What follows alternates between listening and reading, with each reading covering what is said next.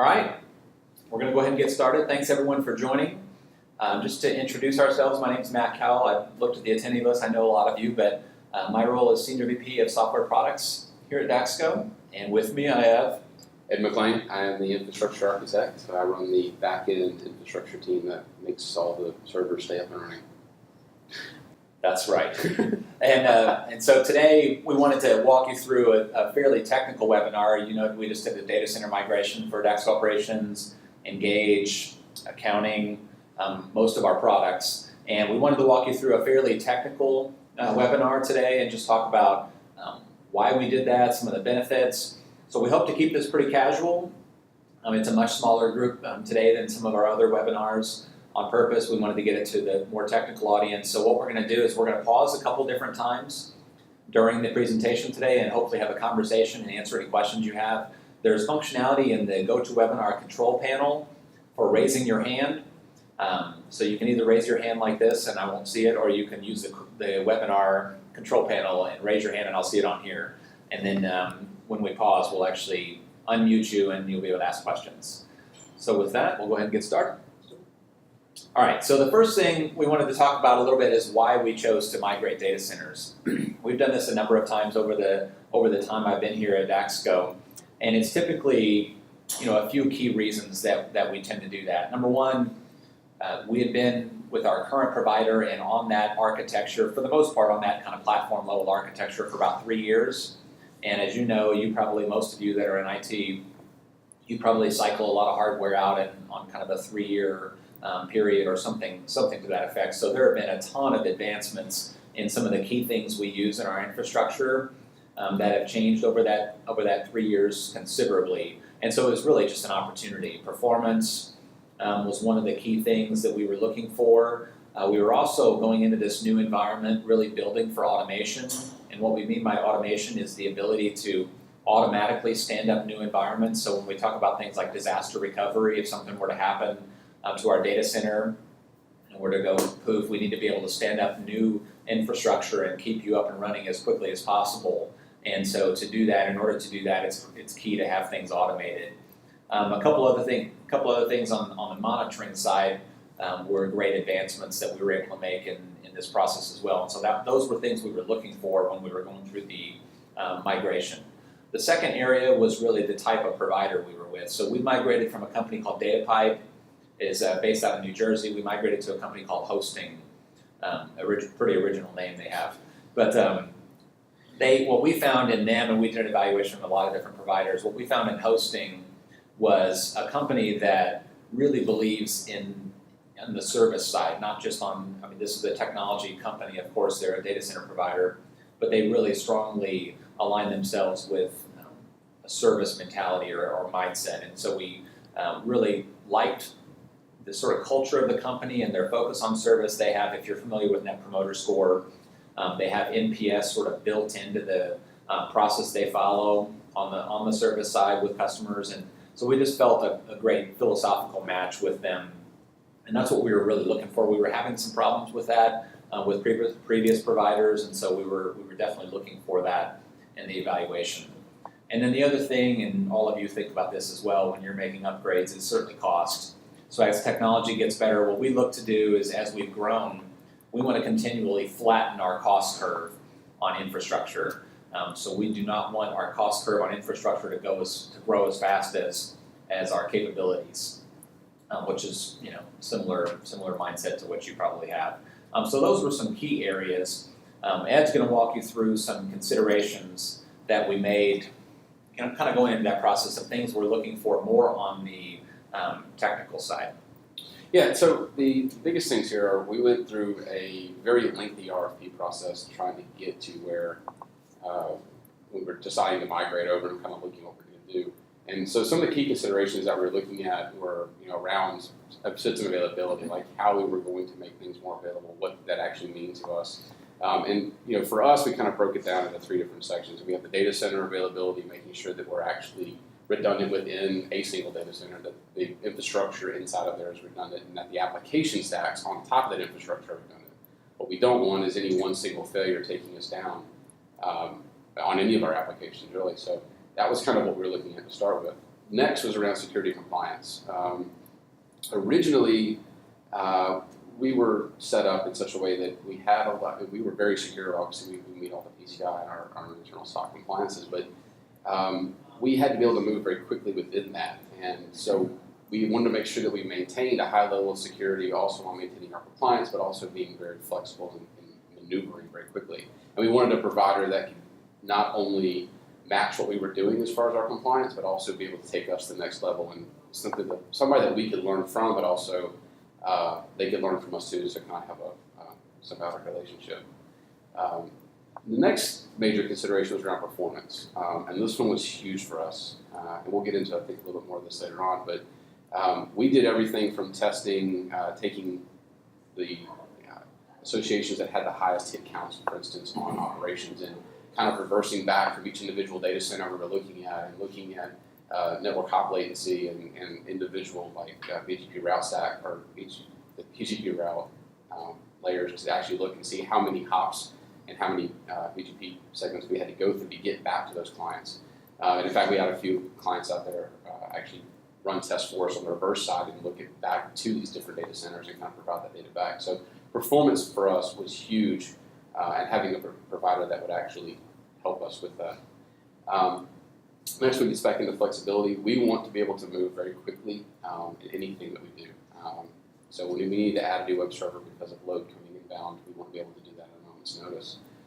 We've grown technically, internally, to help with this as well. And so we don't want a vendor holding us up saying, hey, we understand you need to be able to do this now, but we are going to make you wait a week or 2 weeks before we can actually make this change. So for us, that meant we had to take on a lot more internal responsibilities with that. We didn't have as much flexibility before. I mean, that was an issue before. It would take us, to Ed's point, a couple weeks. Yeah. If we were adding a component to the infrastructure, and when we need it, we need it. Yeah. Right? It's not usually, hey, a couple weeks from now, let's go ahead and add some infrastructure. We know it's coming, but not 2 weeks in advance usually. So Depends, right? But oftentimes, yeah. The other one was scalability. So we wanted, we've been using AWS for a long time. CSI is actually running out of Azure, but we wanted something where we can scale wherever we want to go and whatever our needs are in order to meet our customers' needs. So, for us, we wanted to be able to have direct connectivity into Amazon's AWS cloud with the option of moving into Azure or into Google Compute or whatever the case is. So we wanted a provider that had all these interconnectivity options, and we wanted to build our core so that we could actually do that. An example of this is kind of we've moved into using Redshift a lot, so we needed to. Redshift is an Amazon utility. Some of you have been on other webinars from us. It's a utility for data warehousing and data marts and that type of thing. Yep. But we needed that high-speed path to be able to get data in there quickly. Yeah, so just a little background. We typically do a blended hosting model. We have physical infrastructure and some cloud infrastructure. So when Ed talks about AWS, we leverage AWS as a significant component of our infrastructure. So that connectivity back and forth is important. Yeah. So, kind of run you through what we were looking at from an RFP perspective. We actually started the RFP process, I believe it was back in October of last year or September, sometime in that, kind of putting together what our needs were. And even before that period, we started last year looking at what operations would look like running on top of faster storage and trying to identify where kind of our breakpoints were. So some of you may remember where things got really, like the reports and things that kind of were working a little bit quicker last year. We were actually running a 2-month trial of migrating data over to an SSD array to actually look and see what that would do to operations and how that would help or hinder us, and which I think kind of led to the whole migration just from the fact that the provider we were using just wasn't willing to work with us in the way we wanted to. Right. So we went from that RFP process actually testing with hosting.com and several others. Hosting actually gave us servers to test on. We were able to build operations kind of in stealth mode on a different test, run a lot of data tests, a lot. And when I say a lot, I mean, I probably had at least 30 different run trials of testing different configurations and things. From that, we signed contracts in January, moved into getting the hardware late April, started building out operations in May, migrated training over actually in May. And then demo in June, and then production we moved over in July, and kind of taking each one as we went, learning from that one, building and redoing our automation scripts to get them better. So we actually have full automation stacks across the board using Chef that are deploying on all of our different environments now, which is pretty awesome. So we'll pause for a second if there are any questions on that before we jump into sort of what's new in the environment and some of the different technologies that we're using. Yeah, and I would say if they don't want to raise their hand and ask it live, they could always submit it. You can type it in, or you can raise your hand via the webinar. We'll pause for an uncomfortable silence for about 30 seconds.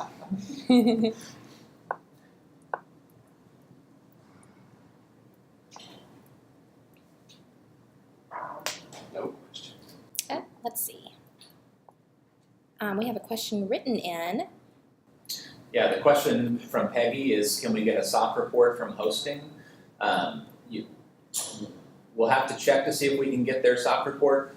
Our SOC report is inclusive of our hosting provider, and it's always a 6-month, what we do is a 6-month window, and then we do a gap letter for the other 6 months. And so you can get both of those things from us. You can get a SOC report for us that was a validation. We do our audit every year in April. It started in March, February, March timeframe. It lasts a long time. And then we provide a gap letter. So we'll have to look into whether we can provide that from hosting. We may be able to get that from them as well. Good question.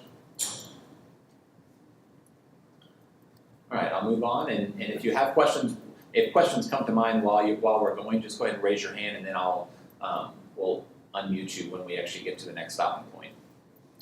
So Ed's going to talk through a little bit of what's new in the environment and what we really gained in this migration, and more specifically than some of the things we were looking for. Yeah. So, and this is where we're gonna get a little bit technical. So again, if you have any questions, or if I start rambling, just. I'm a translator for Ed, by the way. So when he says things that no one understands, I'm going to try to translate them. So I mean, operations is a huge database we have, or is a huge system in general. I mean, and most of what we're talking about here is task operations, accounting and engage. I'll delve into it a little bit too.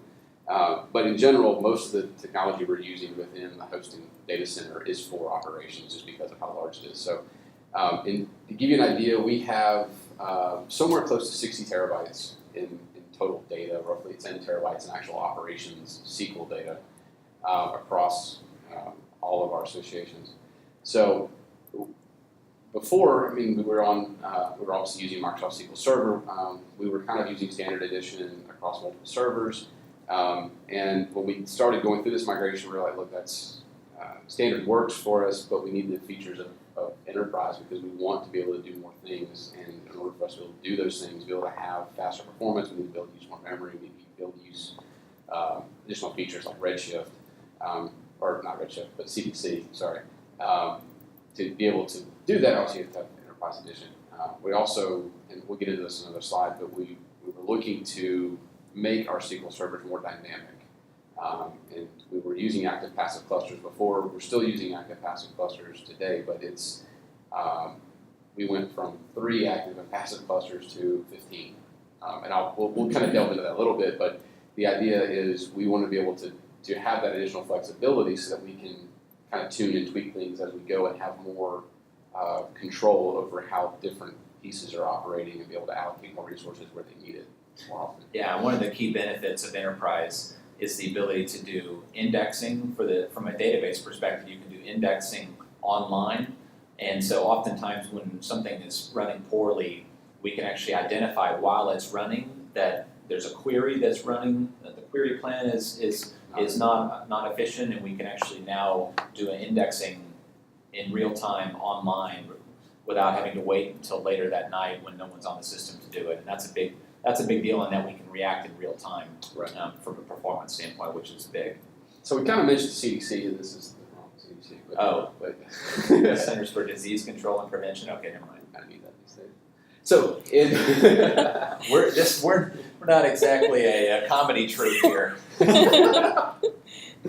No, engineer, no. Yeah. So when we talk about CDC, what we're talking about is the SQL CDC, which is the change data capture process within Microsoft SQL Server. Now, and why this is important is we had a data warehouse before, and the data warehouse, what we call internally, is the V1 data warehouse. it was a data warehouse that ran inside Microsoft SQL Server, and in general, it put a lot of overhead on our SQL Server because of the way it functioned. Used a lot of triggers within the database to make sure data got copied. The problem was it wasn't really easy to tune or to change something. So if we wanted to grab a new row, like we were talking about grabbing, or some financial data or whatnot from members checking in or from associations, it was actually a very lengthy process for us to go through and add those and to make sure that everything got replicated correctly and when things got missed, bad things happened. So what CDC allows us to do is actually go in and mark individual rows within tables and say, hey, we want to track this, we want to track this, we want to track this, we want to track this. And it actually takes that data as it changes in an event stream and copies it over, and then we have ETLs that go in and pull all that event stream data. So we don't just see, hey, this member changed their name from Joe to John, and then, well, I guess before what we would have seen is, say, if they changed their name, say, 3 times, we would have seen they changed it to Joe, and then right now it's John. What we see now is they changed it from Joe to Jacob to Joseph to John, and we can kind of track all of those changes all the way through the life cycle. Which is really a critical thing if you think about it from a historical reporting perspective, which many of you have feedback on. Historical reporting requires that you have those transitions captured over time, and that's what one of the things that we get out of CDC. Right. We mentioned Amazon Redshift a few times, and that's really a cloud data warehouse utility offered by Amazon. And so our data warehouse is now at Amazon, leveraging the Redshift technology. So a few times, we had a webinar yesterday, for example, we talked about starting to give our customers direct access to their data. And that's really a critical thing from a flexibility standpoint. It also gives you great power and access to your data if you have grant data from another system that you want to actually start bouncing up against your operational and more transactional data. It'll start giving you that type of flexibility. So it's just it's going to be a really powerful thing. We're leveraging Amazon to do this. So we'll start producing individual data marts at Amazon Redshift that will contain just your data on a customer by customer basis. Migrating the data warehouse to Amazon has really given us this ability where we did not have that ability before. So that's something that we've gained throughout this migration as well, which is going to be really valuable to you. Yeah, definitely, and then the times are ridiculous. One of the next big features that we introduced with this data center, or with the migration in general, we actually had this with DataPipe before the migration, kind of in a trial phase, if you want to go that way.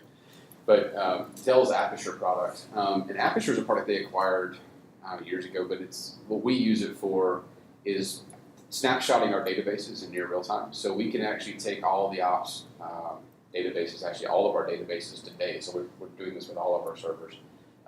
We back them up and snapshot them on drive, copy them over to an Aperture server. The cool part, at least from my perspective, from the technical side, is if we have any data corruption at all, I can stand up an ops database in 5 minutes. And that's restoring anywhere from 750 gigs to 1.5 terabytes within 5 minutes and making it accessible to our production support team or to our DBAs. So the cool thing here is we're able to react much quicker. We're not having to pull down these massive backups and restore them. We can actually just stand them up live and start actually pulling data from them in real time or doing tests against them. So if we want to test like a change to a database table, we can test it. And we're now to the point where we stand these up every morning for the teams just so they have a copy from yesterday to play with today if they want to test something. So yeah, things. They're cleansed copies. We test off of cleansed data, of course, but we're able to do that quickly. Kind of the next big one is Skybot, and this is by a company called Help Systems. And our kind of point of putting this one in place is there's a lot of jobs that run. In fact, there's over 1,000 jobs that we run on a monthly basis through all of our systems, and that could be for anything from account entries to daily reports, things like that. What we were looking for is trying to condense all that down to where it's not across 15 different systems, but we actually have a single pane of glass and a single way of looking at all these jobs and saying what failed, being able to put test cases in place like, hey, if this job hasn't run, do not run this one. So that's what we've been able to do with Skybox, is to kind of build all this single pane of glass view into things, which has been great now because we can go through and actually tell when something is not working or have lots of chained events happening. All right, we'll pause again for questions just on the different technologies that we're introducing, and then we're going to jump into fairly detailed architecture, and then I'll have to do a lot of translating if I even understand myself. Whether or not. Okay. What ETL is used? Yeah, John Lee from San Francisco asked what ETL is used. So good question, John. We used to use SSIS packages, if you're familiar with those within SQL Server. We used to use those for ETL in actually the prior version of the warehouse. What we found is that it's very difficult to test that ETL when it's in SSIS packages and stored procedures. And so we've actually migrated to a .NET framework, correct me if I'm wrong on this, to a .NET-based framework for ETL that we're doing now that allows us to do a couple things. That's what we actually use to load the warehouse. So the warehouse in general has all customer data in it, and if you're familiar with DAX Engage actually does segmentation or groups, if you're familiar. It does that actually off of the warehouse. And so that ETL process loads the warehouse, but what we've built into that framework is it can also now has the ability to churn out those data marts. So we're delivering that direct access to data in September, late September, Q3. And so in that ETL framework, it will actually generate those data marts as well. And it's just a simple configuration where we indicate a customer wants to start using that, because depends on the customer. Not all customers may be able to use that. It's direct access to data, so it's fairly technical. But a lot of customers, I think, can get value out of that, and when they want to use it, we'll just be able to specify, and it'll just automatically start producing that. You got another question in the chat. One other question.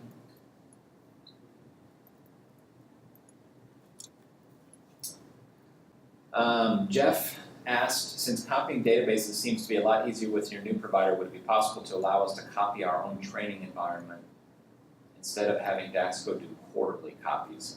And so I guess maybe Jeff's asking if they can do that themselves. If they can basically, correct me if I'm wrong, Jeff, and we'd be happy to unmute you. So you can ask, but he's probably asking, can they do it on demand, is my guess. Yeah, and right now, no, simply because of the way that the training deployments work. That is something we're going to be working on, though, is not necessarily allowing each individual association to do their own deployments of training, but allowing the trainings.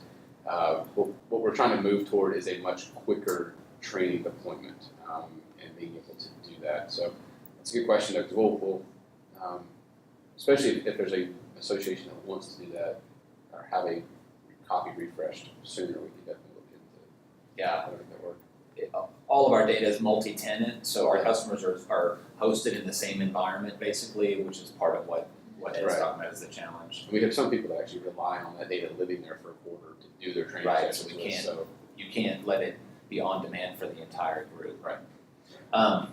One other question is from John again, is what tool would be used for data visualization?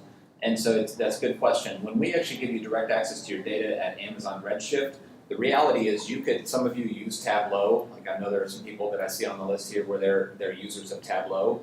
If you have Tableau, you would actually be able to point that at your Amazon Redshift instance and do your own visualization if you so choose to do that.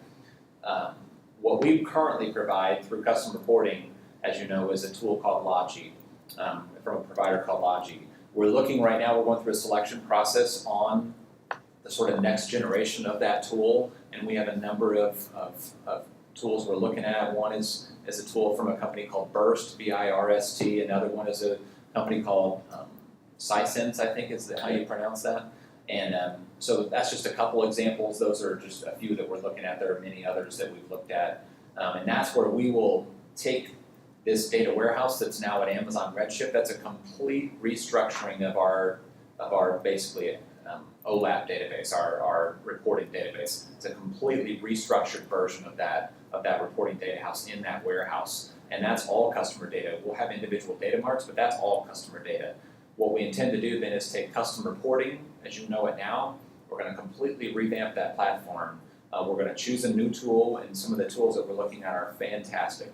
We're going to choose a new tool, and we will implement that tool over the top of that data warehouse. And right now, we're going through the tool selection process, like I mentioned. But what we're doing is we intend to have that tool selected. These processes are hard to predict, but I'm hoping this month in August, and then we'll go into an implementation phase. And we're looking at the first half of next year as to when we would roll that out to customers.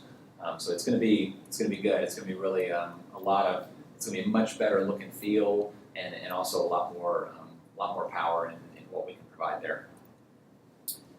Okay. Well, if you have questions, keep them coming, and we'll pause again in a couple minutes.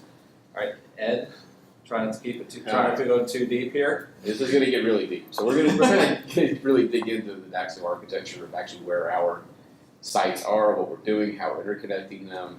So if you're wanting to know how things are wired on the back end, you're about to learn, or at least about to see it. Yeah. So we have globally. This would be more nationally, I guess. So we have, we're utilizing AWS in 3 different regions, Virginia, Oregon, and California. And then we have 2 dedicated colos, which are in San Francisco and Denver, Colorado, which is where hosting.com is. So San Francisco is where DataPipe is, and that's kind of where our DR is sitting today. That's where it has been sitting. And so we have, as you can kind of tell from the graphic that's up there, I was interconnected to the internet. We have site-to-site VPNs. We have direct connects pulled into all the core provider locations to the regions that are closest to them in order to pull data, whether it's between S3 or between instances that are in there and to do interconnects. So this is from a kind of a U.S. perspective, just where we're geographically located, and the fact that that's what we're trying to show here is that DR is in the West Coast. Right now, production is in the East Coast. Yeah, so DR, if you're not familiar, disaster recovery. So we have a fully tested DR capability, which again is if something goes haywire or the entire data center goes away for some horrible reason, then we would be able to stand up a disaster site and do disaster recovery and stand up a secondary site. And that's what you see on the diagram here is what we actually leverage for DR to make sure we have the ability to do that. But the geographical dispersion here that you can see is really important, so that if something goes down if something happens in Denver, that's not going to take all of our infrastructure offline. Right. But if that were to happen and everything goes offline, we would still have a failover site from a DR perspective, which is critical. So network-wise, and what we're going to dig into really here is the core production side, which is in Denver, Colorado. So when you look at the kind of layout of the network diagram here, what we want to really touch in on is every component in here is redundant except for one. And that one is solely for us to do VPN connections. Which, to be honest with you, we have multiple ways of getting in, so that's not even a problem. But we did that on purpose, because I want to pull it out. That's helpful for you to understand. So all of them, you look at the graph, technical people are going to point that out, so just saying. But at the core, so we have redundant SRX 1500 switches from Juniper. What's really neat about those is those are 10 gig firewalls. Those firewalls are actually designed to run small data centers. They have a tremendous amount of bandwidth throughput, being able to handle up to 50,000 new connection builds per second, which is ridiculously high. From there, we interconnect into two 10 gigabit switches. Each one is redundantly connected, and we have F5 load balancers behind that. We have, on the left-hand side, you'll kind of see the security that we've got tied in. We use alert logic for all of our security analyzation pieces. So we have IDS boxes that are in there that are seeing all the network traffic go through. We also have alert logic WAFs that are handling the web application firewall. So really any connection that comes through, it hits the F5 then passes it over to the WAF, WAF passes it to the web server. So we're analyzing everything as it comes in real time, looking for people trying to exploit the system, people trying to take advantage of our servers and hack them. And some of these things are some of these things we've always done or done for a very long time. Some of these things are new.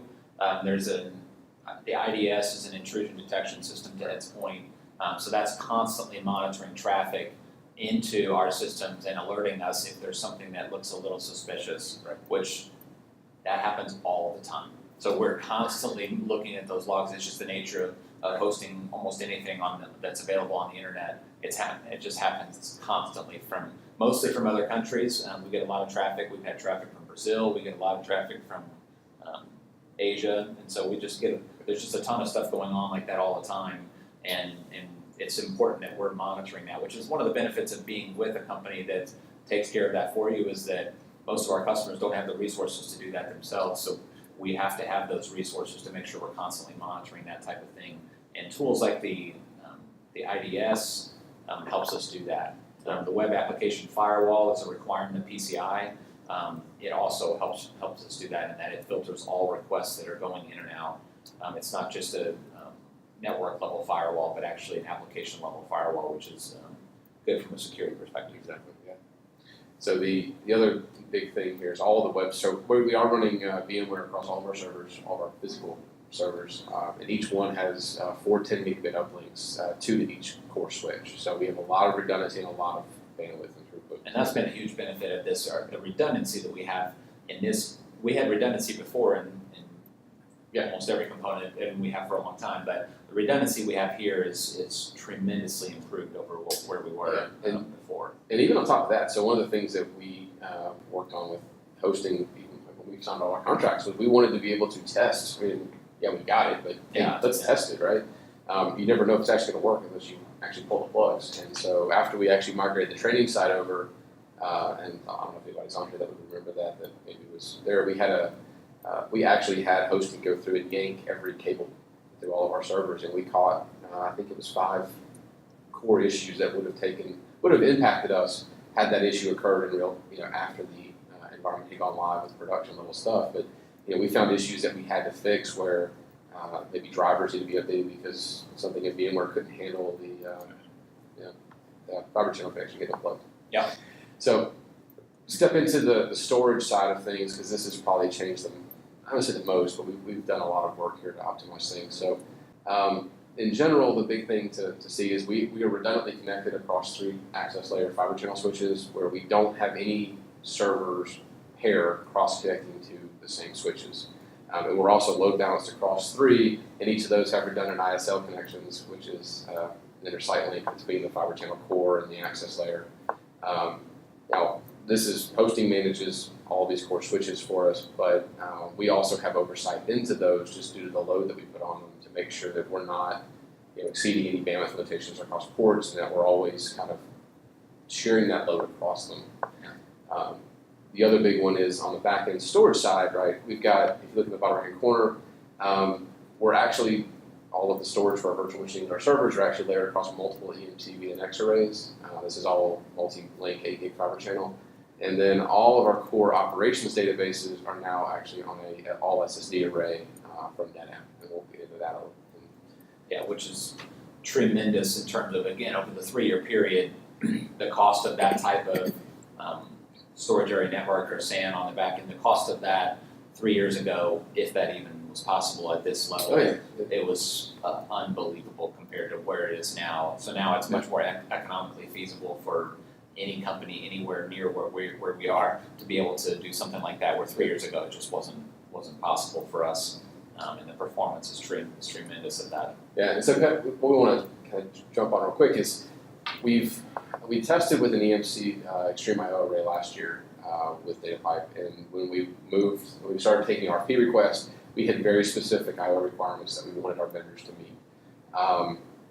We only had 3 that were actually able to provide us quotes that would meet these requirements. And actually, Hosting's first attempt, when they gave us kind of a POC environment, we broke it. And it was their production system. So that was kind of fun. But so right now, we're actually running on a NetApp all SSD fiber channel array. We have, I think, 8 gig links into it. And during our testing and kind of preloading and being able to do stuff, we've been able to pull over 2 gigabytes a second with over 100,000 IOPS, which is just insane. But we actually do that on a weekly basis. What were we seeing before in the previous environment? It was nowhere close to that. Yeah, and I should mention, so one of our requirements was we wanted to have latency less than 10 milliseconds, even under high load, no more than 1 second under an extreme high load environment test. We've been able to maintain less than 1 millisecond latency, and when we hit IO loads of 100,000 IOPS, we've been able to maintain, I think, less than 30 milliseconds, which is ridiculous. Before, we were averaging anywhere from, and this was again it was actually on an EMC VMAX array. Under a high load, we were sometimes hitting 15 seconds, and on average, we were right around 30 to 40. So it was a lot higher. Yeah. It was not acceptable, really. But. Yeah. Okay, a couple questions that have come in from Clarissa is, will the new tool for custom reporting be real-time or faster than overnight? It depends. It's a good question, Clarissa. It depends on the tool we select. Right now, the data warehouse that I mentioned is up to 15 minutes from current, basically. So certainly not overnight. What we'll need to actually make a determination on is, depending on the tool we select, there may be a secondary load process into that tool, depending on how that works. Certainly, we do not expect that to be overnight. It'll be much faster than overnight, but I'm not exactly sure yet what that time frame will look like. But it will be much faster than overnight, which is actually part of our that's part of our requirement for doing this project, is that it's not just overnight. Jeff asked about the new reporting as well. Seems to be a theme here. Jeff also asked about the new reporting and asked if he could connect Tableau to the DAXCO database. And so that is what we're talking about doing. It's not the DAXCO transactional database that you're thinking of, which wouldn't make any sense because the data is not structured for reporting. What we are doing with this warehouse is producing a new structure for reporting purposes, and you will be able to directly connect to that data mart. That will be your individual customer data mart. So that will be a possibility towards the end of September, and it's something that we can follow up on and talk more about. Let's see, any others? Oh. Yeah, 15, Clarissa said 15 minutes would be kind of awesome. I think it would be totally awesome, if I may say so. But I think that's what you meant. And that's for the customer reporting side, right? So right now it's logic. Yeah, right now it is overnight, it's 24 hours, and so that would be, certainly that would be a huge improvement. I agree. I'm glad you agree. Okay, all right, so jumping into a couple other things. Yeah, so we're going to talk about monitoring real quick, and this is the what we're doing on the back end, how we're monitoring things for the application side. So we use a bunch of different tools to actually monitor all the sites that we run right now. New Relic is probably the primary one we use for application monitoring, so we're using that for APM and browser side. We pull stats for obviously for ops, for accounting, for Engage, for really just about every piece into New Relic. We use Graphite and Sensu for backend and server monitoring, so looking at metrics, whether it's on the firewalls, it's on the load balancers, servers, interfaces, I/O latency, and then for kind of log analysis, which is kind of the biggest thing we've been doing with this side, is we use Logstash and Elasticsearch to do a lot of like log parsing and kind of correlating events between what the F5 sees versus what the web server sees, and being able to track down what users or what people are doing on the site and how they're doing it, where we're having issues, and being able to detect those pretty quickly. And then Grafana and Kibana are really that back-end visualization piece that we use to build dashboards and be able to reporting off of. And I mean, the key here is our monitoring. We've improved this tremendously over time. What we're trying to do is catch issues. Well, we're trying to catch actual triggers before they turn into issues, number one. And then if we're having issues, we want to catch those before you do. That doesn't always happen, so we're in I guess a constant pursuit of that is what I would say. And we've done a lot in terms of making sure that we can get there. Back to the job automation, that's a big purpose. That's a big part of the purpose there. When Ed says single pane of glass, what he means is that we can actually see all jobs, how they're running, where they stand, and really be able to monitor that in an effective manner. And so we have a lot more visibility into that. We could certainly see how jobs were running before, but where we are now is a huge leap forward. Yeah, we've done a lot in this area in the last year. Definitely. So we have actual dedicated positions now that are in essence focusing on automating the build out of new machines for like DR purposes, and also working on monitoring. It's pretty much their entire focus. So as with any project like this, there were certainly a couple bumps in the road during the migration. So some of you probably know, I would assume, on the Monday after the migration, we had some performance issues that morning. We were able to identify those and tune those. We have some customers that have certain events that are extremely high load. It's like our Super Bowl.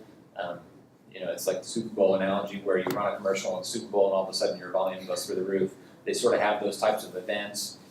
So we made some changes that night, back to the flexibility of the new environment. We were actually able to make significant changes to the configuration of in that case it was actually on the data side. Yeah, it was the core SQL servers. So we made significant configuration changes that night, and they had another event that next morning, and that went really, really well.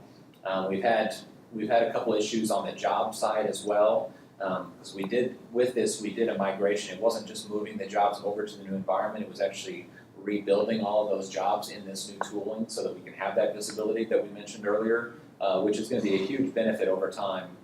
There are 1,000 jobs that run in a month, and so in that testing process, it's extremely difficult to cover all those scenarios. So there are a couple jobs that we're still actually working. Most of them are like 99% are there. There's maybe one job left that we're still working to configure. But so those are a couple things that have happened over the last few weeks. I guess it's been 3 weeks technically. Since we moved. But I feel we've done this before. I've been here for a while. We've done this a number of times on data center migrations, and I feel really, really good about this one. Obviously, we don't want to have any bumps in the road, clearly, but I feel pretty good about the way this has gone, and certainly the benefits that we're getting performance-wise are outstanding. Yeah, I mean, just the fact that we were able to, being able to reconfigure all the SQL servers without anybody noticing it all the night, it's been dramatic, because we were able to take into account changes. I mean, as they say, the best laid plans never meet it. The first encounter of first laid plans and implementation never worked out right. So, So it's been great. So Jerry McGuire, we're going to show you the data. So a little bit of before and after comparisons here, and just to kind of walk through some of the things that when we talk about performance improvements, this will give you a sense of some of the stats that we look at. So you want to walk through these? Yeah, sure. So this kind of gives you the before and afters, and a lot of this is again pulled from the New Relic side of things, where we're looking at how long it took for jobs to load and things like that. One of the big ones is if you look at the web response time. So this is how long the servers spend processing requests that come in. And in general, you'll see there's been, across the board, almost a greater than 50% reduction in that time. Engage being one. We moved to Engage to AWS actually before this migration. So it saw a little bit of an increase as we kind of condensed some of the pieces of it back together. But in general operations, your average web request would take 266 milliseconds, which doesn't seem like a lot, but on the back end, when you're producing a lot of requests, every little bit helps. And so, you're looking at database and back-end processing, drop from 266 milliseconds to an average of 98 milliseconds, and that's per web request coming inbound for like an ASP page. Counting from 110 down to 7. Some of the big ones, though, that you'll see, especially, this is where CDC has come in. So if you look at the data warehouse numbers, this is how long it takes for the data warehouse to get data from ops. And so, like, member loading went from 14 minutes down to 3. The actual membership loading went from 40 down to 10. And so these are ETLs that are running all the time, and we're able to now kick those off faster and get that data in the warehouse in the less than 15 minutes. Well, that's the key, right? That's why we were able to get that data there much more frequently. Right. What we do right now is we load custom reporting overnight. It's a complete reload, right. And that's part of why there's a delay in that, and why this will be so much better in the future. Yeah, and I'll point out too. So just to give you guys some basis of where we're coming at. You look at operations. We handle over 14 million page requests a week. Which translates into roughly 50 million back-end transactions being handled by the web and application servers. And so, if we can shave a millisecond off each one of those, or 2 milliseconds, that's what we've been trying to do. And since going live on the new infrastructure, we've actually reduced that time by 10 milliseconds just in the tuning that we're constantly doing at night, trying to say, okay, now we have load on it, where's our bottleneck? All right, go tune that bottleneck, then go look for the next one and tune it. And, so it's getting faster and faster. Yeah. All right, well that's pretty much all we had content-wise. We certainly are open to sticking around and asking or answering any questions. I guess it'd be weird if we ask you questions, but answering any questions that any of you have. But we appreciate you all attending today, and we appreciate you being customers and sticking with us through transitions like this. These are big, fairly seismic shifts in our environment and infrastructure. So a lot of benefits to be gained, but a lot of pain goes into it and a lot of work on our side, and some exhausted people, I would say, including some people in the room here. And so we appreciate you sticking with us. There are a couple questions here. The first question was from Mark Morrison in Philly. Is there a monitoring for failure of transactional integrity? And he's talking about, for example, we've seen problems under high volume where a program registration and operations may send the transaction to PayPal, but not write the payment to operations and or not add the registration to the program roster. Does the process analysis pick up this sort of issue? So I would say that the monitoring that we're talking about does not, so speaking of monitoring, it does not pick up that specific issue, but we do actually, just the nature of that process is sort of a queue-based process where we will actually submit things, correct me if I'm wrong on this, we'll submit things to a queue, so we'll write out to PayPal, we'll submit things to a queue, and that queue is asynchronous basically to write back. Yeah, that is correct. And so we are able to monitor that queue, and for the most part, we're able to determine if that has happened. So that's probably one answer. It's not as much of a monitoring, Mark, as you're thinking about it, but it's a way that we're able to catch that for the most part when that's happening. What will happen is if we're under extreme load for some reason, what will happen is that queue will actually build up with messages in that queue. Those messages would be record this payment basically, and so that queue will build up. But the nice thing about doing it in that way is that queue actually doesn't slow down the end users. That queue will build up and it will keep processing over time and catch back up basically. So we did that a couple of years ago as a way to handle those types of swells so that we don't have the situation you're talking about happen very often. That being said, it obviously is still happening occasionally, and so we need to do some things within the code to actually prevent that from happening. So one of the things we're doing right now, and we announced this yesterday, is we're doing a project on payment processing. We're delivering something we're calling Daxco Payment Services. So that is something that we partner directly with a merchant transaction processor, and we will be able to now provide merchant accounts. And what that really means on the back end, as it relates to this question, is that we will be directly processing from Daxco operations to our merchant accounts, and so there will be much more real-time type processing there, and I think much more fault-tolerant processing if you choose that option. And so that will be something that's going to be a big thing for our customers. There are also all kinds of other benefits on reconciliation, proactive credit card account updater. Those are just a couple EMV compliant terminals, these types of things. So other benefits of that as well, but one of them is to improve the transactional integrity from a payment processing standpoint. Well, again, thank you for joining, and we appreciate the time today, and hope this was educational. We just wanted to at least pull back the covers and let you know what we're doing here and why we're doing it. So hopefully this was helpful, and we will talk to all of you soon. Thanks. Thank you.